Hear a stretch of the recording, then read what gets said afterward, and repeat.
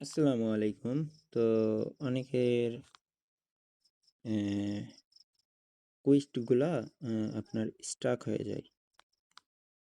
কুইজগুলা এরকম স্টাক হয়ে যায় মানে কমপ্লিট করেন কিন্তু কমপ্লিট হয় না। সবগুলো কমপ্লিট হয় বাট ওইটা কমপ্লিট হয় না।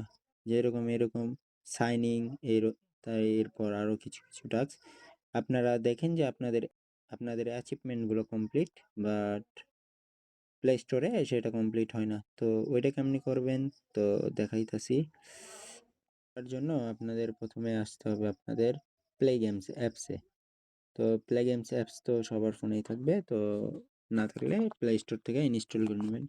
তো প্লে গেমস অ্যাপস ওপেন করবেন। ওপেন করার পর আপনারা এই জায়গায় থ্রি ডট পাবেন। এই থ্রি ডটে ক্লিক করবেন। থ্রি ডটে ক্লিক করে সেটিংসে যাওয়ার পর এই এই জায়গায় আসার পরে এই তো delete play games and data, এটা কইরা আপনারা যদি চান ইচ্ছা করেন যে ওই গেমসের ডাটাটা ডিলিট দিবেন, ডিলিট দিতে পারেন। ডিলিট দিয়ে যদি দেখেন, ডিলিট দিতে চাইলে সিম্পলি এই জায়গায় ডিলিটটা ক্লিক করে ডিলিট দিয়ে দেবেন, কনফার্ম করবেন। ডিলিট দেয় পার্মানেন্ট ডিলিট। ওকে।